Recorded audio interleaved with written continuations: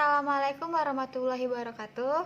Kembali lagi bersama saya Lutfiandi, mahasiswa Pendidikan Bahasa dan Sastra Indonesia Universitas Muhammadiyah Jakarta, angkatan 2019. Di video kali ini saya akan membahas tentang huruf di sebagai kata depan atau sebagai imbuhan. Mungkin beberapa dari kalian masih bingung untuk menggunakan kata di, penulisannya dipisah atau digabung.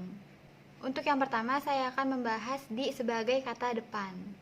Nah, di sebagai kata depan ini seharusnya dipisahkan antara kata depan dengan kata berikutnya. Nah, pada umumnya kata depan ini diikuti oleh kata yang termasuk keterangan tempat atau keterangan waktu.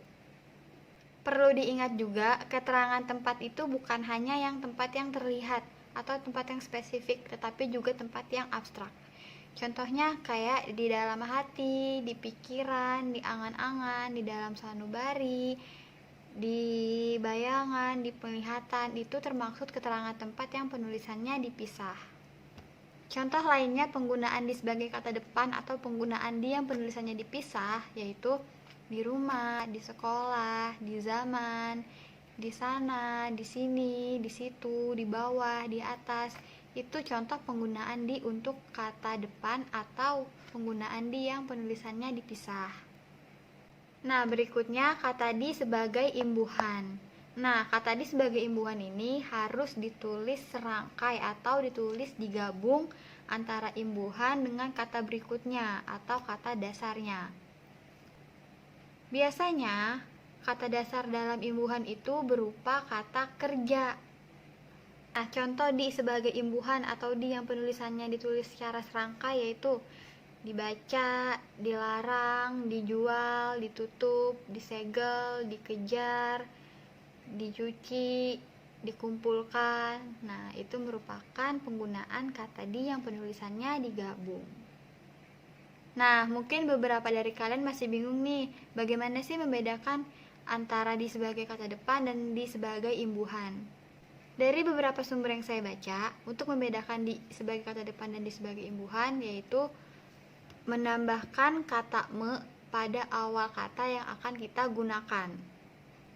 Jadi setelah kita menambahkan kata me pada awal kata, nah kita dapat melihat nih, apakah kata tersebut menjadi padu atau rancu. Jika kata yang ingin kita gunakan, kita tambahkan imbuhan me, lalu kata tersebut padu, artinya kata tersebut merupakan imbuhan, yang berarti penulisan kata di itu digabungkan atau ditulis secara serangkai. Namun, jika kata yang ingin kita gunakan ditambahkan imbuhan me itu rancu, artinya nggak nyambung gitu, yang berarti penulisan kata di itu harus dipisah. Oke, buat yang masih bingung, saya akan berikan beberapa contoh. Misalkan gini, gimana sih penulisan dilarang? Dilarang, kata dasarnya itu larang, kita tambahin imbuhan me, berarti jadinya melarang. Nah, kata ini padu, berarti penulisan dilarang itu digabung atau serangkai dengan kata di-nya.